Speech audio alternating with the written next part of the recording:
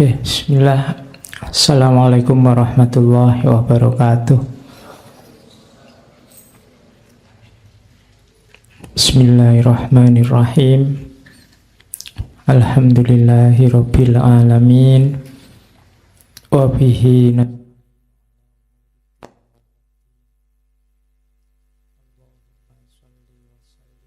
barik ala habibina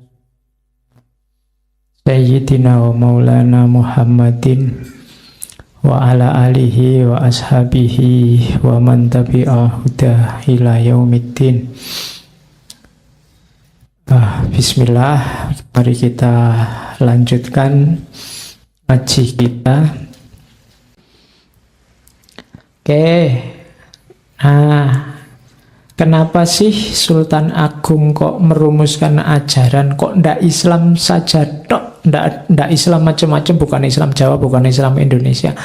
Ndak, cara berpikirnya melihat Mataram itu dengan rumus gini loh, bahasanya gini, ini bahasa dari seratnya. Mataram itu adalah kerajaan Islam yang mengemban amanat Allah tapi di tanah Jawa. Oleh karena itu, penerapan ajaran Islam perlu disesuaikan dengan situasi dan budaya masyarakat Jawa.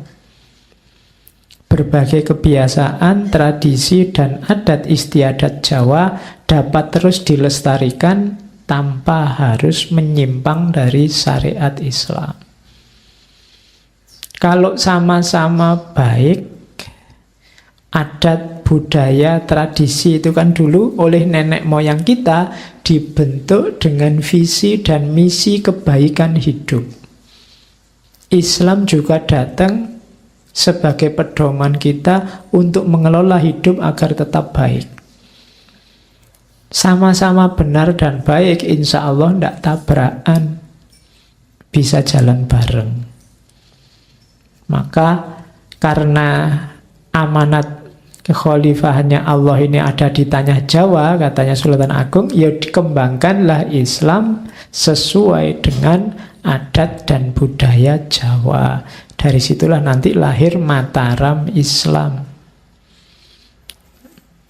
Dulu sebelumnya kan ada Mataram kuno yang tidak Islam. Sekarang dikembangkan Mataram Islam.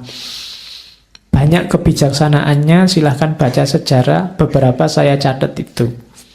Mempertemukan Islam dan Jawa. Termasuk tadi ya, menggunakan gelar Sultan. Ini juga inspirasi dari dinasti-dinasti Islam. Kemudian membentuk institusi kepenguluan. Jadi institusi kepenguluan itu kalau sekarang Departemen Agama, ngurusi kehidupan beragamanya umat Islam. Terus sebelumnya ada peradilan perdata. Ini baunya agak Hindu, tapi terus digeser jadi peradilan Serambi. Kalau peradilan perdata itu dulunya di istana. Oleh Sultan Agung sekarang tidak di istana tapi di Serambinya masjid. Makanya namanya peradilan Serambi. Yang memutuskan hukum ya antara lain para ulama. Jadi proses pengadilannya di Serambi masjid. Di antara upayanya lagi mempertemukan Islam dan Jawa itu nulis babat. Jadi membentuk tim para pujangga istana nulis babat tanah Jawa. Itu sangat kelihatan upayanya mempertemukan Islam dan Jawa. Nanti di situ ada silsilah mulai Nabi Adam sampai raja-raja Jawa. Dan itu nanti mungkin kalian heran, itu masuk tokoh-tokoh wayang juga masuk di situ.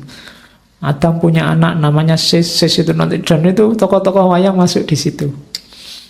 Ini upaya untuk meleburkan, mempertemukan bahwa Islam dan Jawa itu bukan sesuatu yang bertentangan.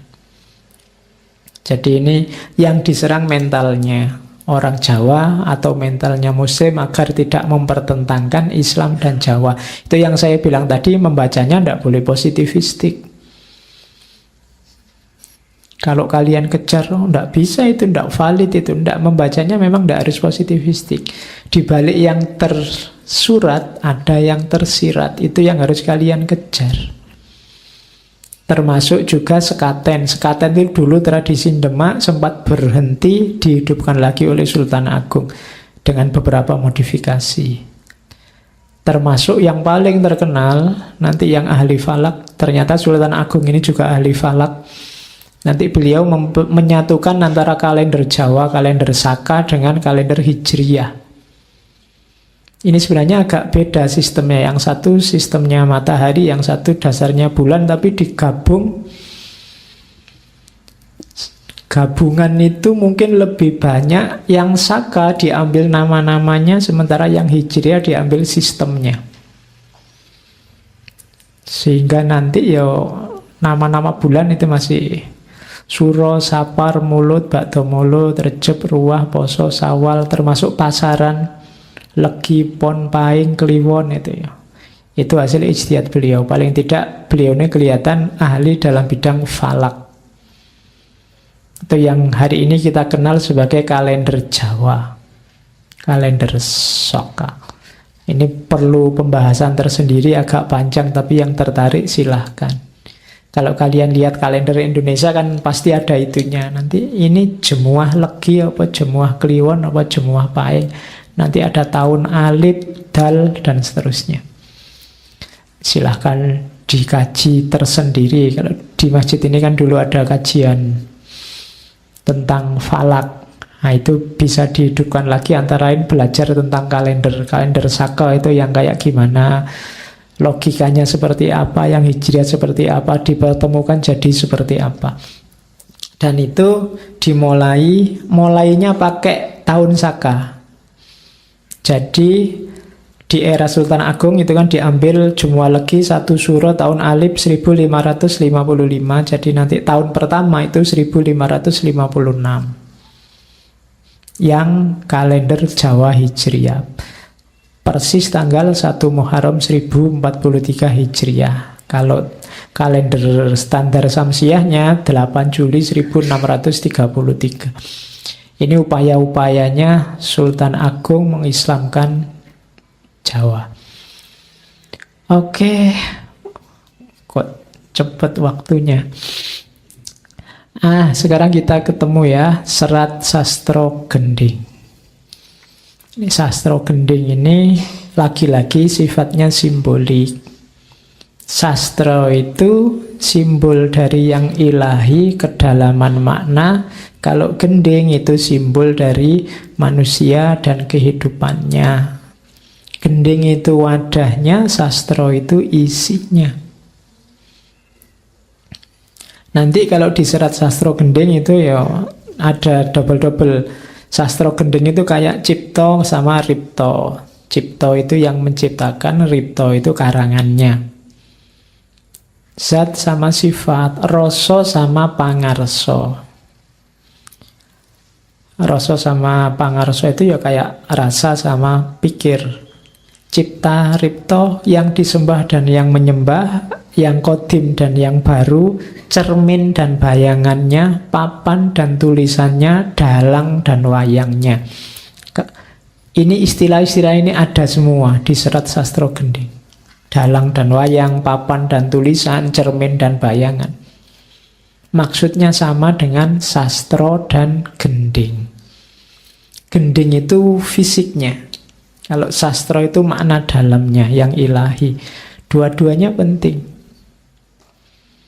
Sastro tidak ada gendingnya, tidak kelihatan. Mewujudnya sastro itu dalam gending. Tapi gending tidak ada sastronya, tidak ada nilainya. Jadi dua-duanya penting. Wadah tidak ada isinya, tidak berguna. Isi tidak ada wadahnya, tidak kelihatan. Karena yang kelihatan itu kan wadahnya. Jadi Serat Sastro Gending itu sebenarnya serat tentang wadah dan isi. Logikanya selalu begini. Logika wadah dan isi.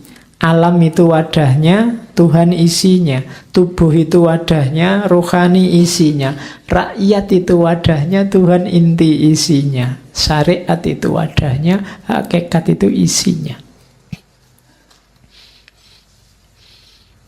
Mana yang penting? Dua-duanya penting. Tidak boleh saingan menang-menangan karena harus kerjasama. Karena dalam wadah lah isi bisa bertempat. Dan karena ada isilah maka wadah jadi berharga.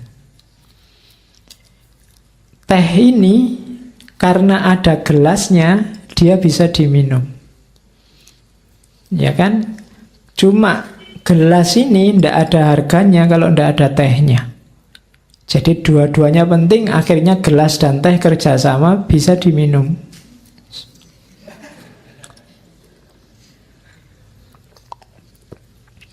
Jadi logika lahir dan batin, syariat dan hakikat itu semacam ini. Kalau di Sultan Agung terus pakai simbol sastra dan gending. Makanya di Jawa itu kalau ada lagu, kalau ada syair kok maknanya dalam, itu biasanya orang pakai istilah wah sastranya dalam sekali. Sastranya dalam itu bukan kok kalimatnya indah apa wah ini dibaca deklamasinya enak, ndak itu. Sastranya dalam itu berarti apa? Ada makna dalam yang luar biasa yang ndak sekedar dari kalimat itu keluarnya. Ketika orang baca kalimat itu, ada kedalaman makna yang bisa diraih. Itu biasanya disebut sastranya dalam. Jadi sastra gending itu sama dengan sastronya batin, gendingnya lahir. Hidup ini perlu kombinasi dua hal itu. Ya sastra, ya gending. Gending harus indah karena dia mewakili makna batin yang indah. Oke. Nah, gimana cara mengelola sastra dan gending, menguasai sastra sekaligus gending? Yang pertama, kuasai alat dan kuasai adab. Itu di kalimat-kalimat pertama, katanya Sultan Agung, yakti tan ingken darah, ten tan wiknyo tembang kawi, dan seterusnya. Biar cepat ya, kalian baca sendiri bahasa Jawanya. Maksudnya apa? Tidak akan diakui famili, tidak akan diakui keluarga bila tidak menguasai tembang kawi. Karena padanya termuat rahasia sastra dan keterampilan ilmu tulis. Yang diutamakan dalam bahasa kawi, tata krama, seni berbicara yang berlaku bagi para bangsawan dan juga adab keutamaan orang berilmu. Jadi, tidak akan saya akui keluarga yang tidak mampu berbahasa kawi. Karena sumber-sumber keutamaan itu ada dalam bahasa kawi. Kalau tidak bisa bahasa kawi, berarti dia tidak bisa mengakses khazanah-khazanah penting, sastra-sastra yang berguna. Maka katanya Sultan Agung, keluargaku semua harus ngerti bahasa kawi. Trah Mataram harus ngerti. Yo, kalau dulu bahasa kawi, maksudnya apa? Mengerti alatnya untuk menggali itu. Kalau bahasa kawi tidak bisa. Mungkin kalau kalian Muslim sekarang harus ngerti bahasa Arab, harus ngerti bahasa Inggris, antara lain bisa begitu maknanya. Jadi ngerti alat. Setelah alat baru adab. Adab itu tata keramanya. Jadi ilmu itu pertama-tama tidak tentang isinya, tapi tentang alat dan tata krama cari ilmunya. Itu harus didahulukan. Kalau alatnya sudah dikuasai, adabnya sudah jalan, ilmunya akan datang. Jadi menuju sastra gending harus menguasai alat, menguasai adab. Itu dari pupuh pertama. Ya ini saya tidak ngangkat semua, saya ambil, saya potong-potong sesuai keinginan. Nanti kalian ketika membaca serat itu akan meresepsi sesuai versimu masing-masing. Terus tujuannya apa? Olah rasa. Olah rasa itu lawannya olahraga. Ya, olahraga fisik, olah rasa batin. Hidupmu biar seimbang, ya olah rasa, ya olahraga. Kalau olahraga kamu pasti bisa, karena mungkin sejak kecil kan aktivitas fisikmu sudah jalan. Kalau olah rasa itu ya harus dibiasakan, dilatihkan, punya pembimbing, punya guru. Katanya Sultan Agung, ketika rahasia tanda-tanda puncak pencapaian semedi, meraih keutamaan kesatuan, melebur sukma, menghilangkan diri, memasuki hakikat kesejatian, maka segenap terah Mataram hendaknya sempurna mengolah rasa. Rahasia dalam sastra. Karena setiap satria sejati adalah ahli sastra. Jangan ngaku kesatria kalau kamu tidak ngerti sastra, tidak ngerti ilmu-ilmu dalam, nggak ngerti wilayah batin. Jadi kesatria yang sejati itu menguasai ranah sastra. Kalau olahraga gampang lah. Kalian bisa latihan badminton, sepak bola, meskipun kalah terus, yang penting olahraga. Ya. Jadi kalau ada orang ngeritik, ala Indonesia olahraga kalah terus, tidak apa-apa. Olahraga kalah, kita olah rasanya menang.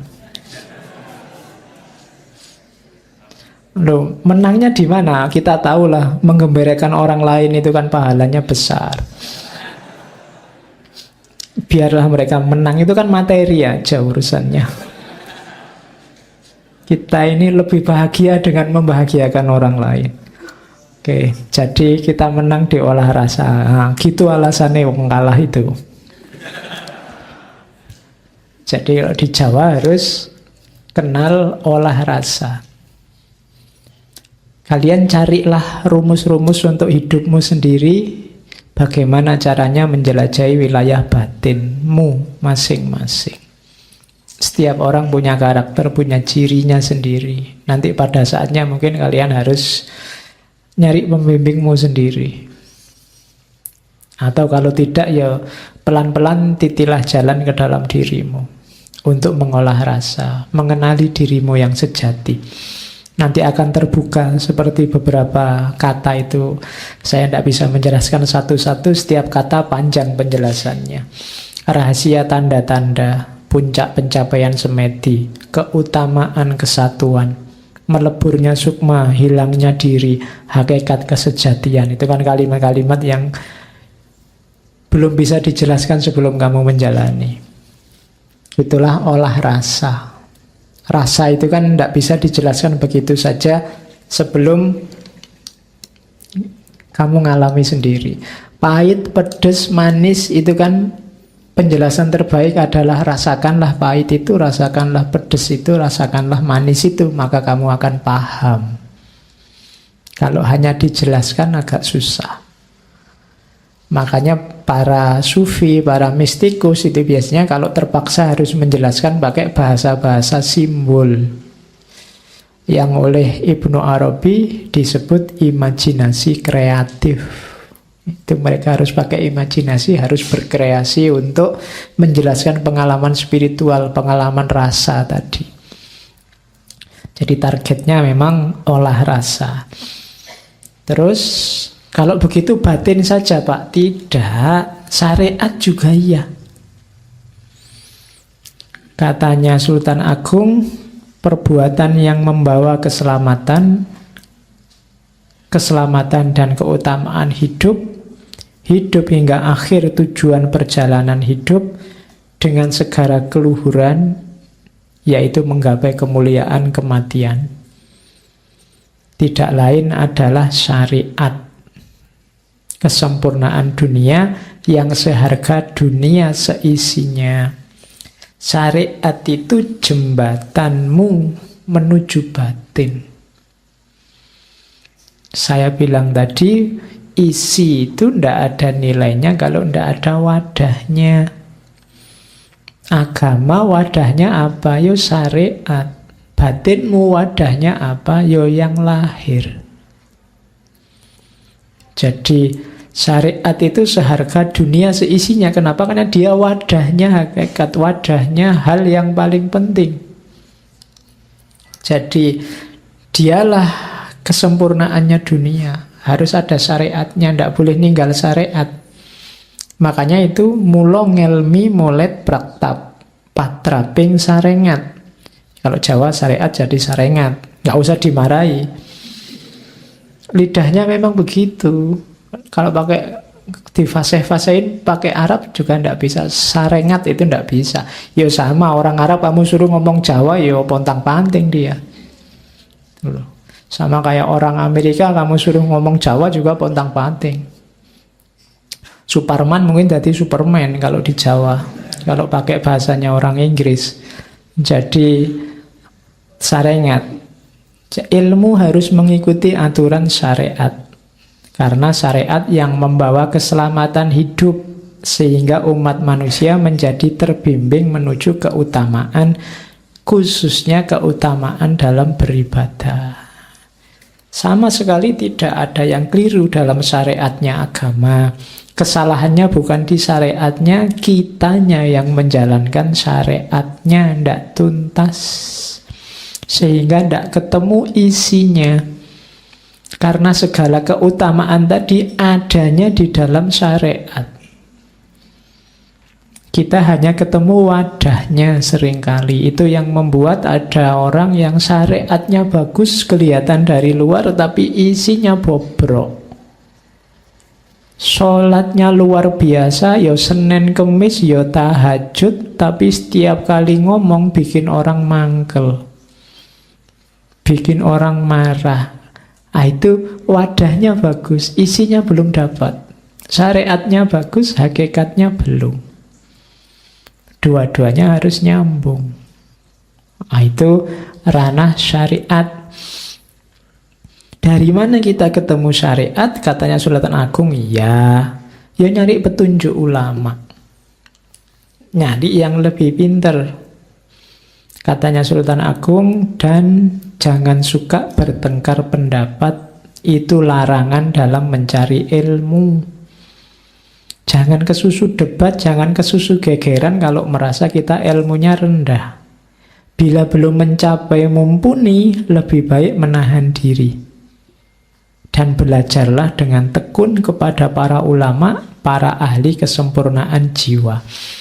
Kalau di sini ulama itu di antara karakternya adalah orang yang jiwanya sempurna, budinya utuh, sujaning budi. Jadi dilihat dari budinya, karakternya. Tidak sekedar bisa ceramah enak atau bisa ngomong berjam-jam atau bisa jawab ditanya apa saja, tapi cirinya adalah budinya yang bagus. Bahkan katanya Sultan Agung, meskipun telah mengerti tidak ada celahnya meminta fatwa para ulama, malah akan lebih utama. Bila telah rujuk pendapat orang lain, 3 atau 4 orang alim. Jadi meskipun kamu merasa saya sudah ngerti Pak, itu bidang saya, ndak ada salahnya kamu tanya ke ulama yang lain, ke ustadz yang lain. Semakin luas wawasanmu semakin bagus. Seperti yang sering saya bilang, semakin tambah ilmumu, semakin besar wadahmu. Itu gunanya petunjuk para ulama. Jadi syariat jalannya dari mana? Tanya ulama yang budinya baik, bahkan sebanyak mungkin yang bisa kamu jangkau. Selanjutnya apa? Jangan pertengkarkan syariat melawan hakikat. Hasrat memainkan gending seperti sebuah pertarungan. Para ahli gending bertengkar dengan ahli sastra, saling mengunggulkan diri. Itu bertanda mereka masih bodoh, merasa takut ternistakan. Yang ahli batin mencela yang syariat yang lahir mencela yang batin. Yang lahir mencela yang batin dianggap sesat, yang batin mencela yang lahir dianggap dangkal. Maka dua-duanya sedang rusak, sedang salah. Kenapa? Itu menunjukkan mereka masih belum pintar, mereka masih bodoh. Masih takut ternistakan.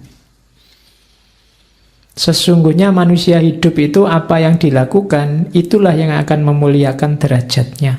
Bertarung tadi, berdebat tadi, selalu berlagak sombong, pamer kemuliaan dan keahlian, pada akhirnya jatuhnya hanya kehilangan dua-duanya. Kalau kamu hanya pamer kemuliaan dirimu dan keahlianmu, kepinteranmu berpikir, kepinteranmu ngomong, maka dua-duanya akan hilang. Kemuliaanmu hilang, keahlianmu juga akan hilang. Itu nasihatnya Sultan Agung. Tidak masalah kamu ahli syariat atau mungkin yang lain ahli hakikat, tapi jangan saling debat, saling bertarung, saling mencari keunggulan diri dan kelemahan yang lain. Kalau masih melakukan itu, dua-duanya masih bodoh. Dua-duanya masih pamer kemuliaan dan keahliannya. Pada akhirnya apa? Kemuliaannya hilang, keahliannya juga akan hilang. Nah, itu wanti-wantinya Sultan Agung. Hati-hati, saya tidak tahu kalian ada di ranah syariat apa hakikat, tapi penyakit yang merusak sama sombong, merasa lebih benar dari yang lain dan menyalahkan yang lain, memamerkan keahliannya. Pada akhirnya kalau kalian melakukan itu, kemuliaanmu hilang, keahlianmu juga hilang. Tidak ada orang jadi mulia setelah dia pamer. Yang ada orang jadi muak. Karena pamer itu ya menonjolkan kepinterannya sendiri. Seolah-olah tidak ada orang benar, tidak ada orang pinter selain dirinya. Maka hati-hati jangan masuk ke sana. Kalau kamu memaksa juga masuk ke sana, maka gendingmu akan rusak.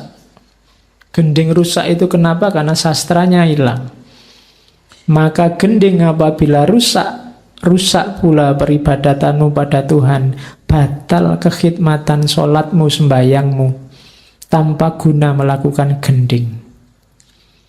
Padahal tembang gending itu melalui irama yang agung memuji asma zat, irama dari kedalaman rahasia, mengendap dalam sukma. Jadi kalau gendingmu rusak, kehilangan sastranya, kehilangan isinya, kehilangan hakikatnya, kamu hanya dapat capeknya. Kalau kamu puasa hanya dapat laparnya. Kamu tahajud hanya dapat ngantuknya. Kenapa? Isinya hilang. Tidak ada hakikatnya. Atau karena kamu sombong tadi, maka dia gending jadi rusak. Lagu itu kalau rusak kan ya tidak enak didengar. Tidak ada gunanya. Lagu kok fales. Itu lagu ingin pengantar tidur, malah kamu tidak jadi tidur. Wong lagunya fales. Gending kan begitu. Harusnya menenteramkan jiwa, malah tidak jadi, malah menggelisahkan jiwa. Kenapa gendingnya rusak? Kenapa kok gending rusak? Kehilangan isi. Hanya bungkus atau karena gegeran tadi antara wadah sama isinya. Itulah cirinya gending yang rusak.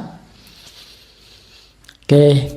Itulah misi dari serat Sastro Gending. Terakhir nanti di Sastro Gending ada filosofinya Honocoroko. Saya bawa sedikit ke sini. Ini juga sebenarnya salah satu dari narasi-narasi kebatinan Jawa.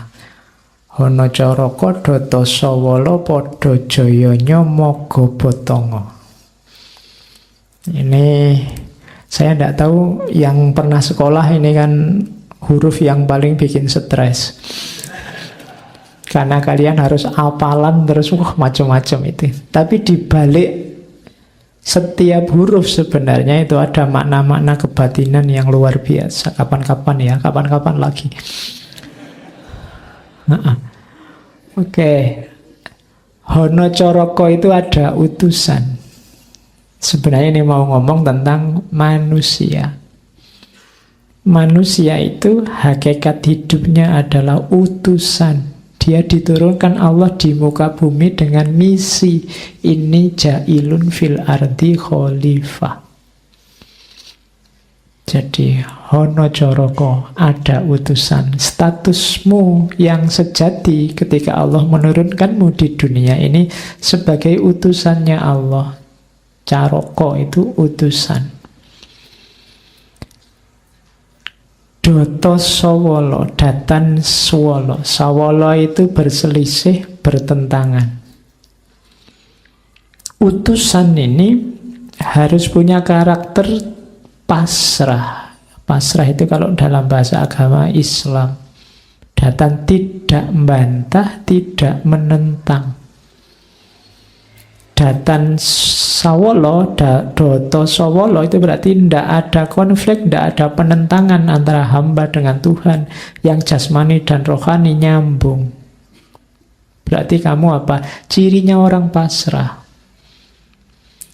Jadi manusia itu utusan, dan untuk sukses menjalankan misinya dia harus pasrah. Doto sawolo, tidak bantah, tidak menyangkal, siap menjalankan tugas. Kalau itu yang terjadi, kamu berislam secara benar, pasrah pada kehendaknya Allah, maka akan podo joyonyo. Maka akan sama-sama kuat, sama-sama sukses, sama-sama jaya. Sama-sama itu siapa? Tuhan dan hamba. Itu yang logika wahdatul wujud tadi. Jadi satu sekarang, kehendak Tuhan ya kehendak hamba, keberhasilan Tuhan, keberhasilan hamba. Podo joyonya, sama-sama jayanya. Bentuknya apa untuk menuju podo joyonya? Bentuk kegiatannya. Tadi kan disuruh pasrah. Aktivitas utamanya apa sih? Mogo botong. Mogo itu menempuh jalan. Kalau kita kenalnya margo.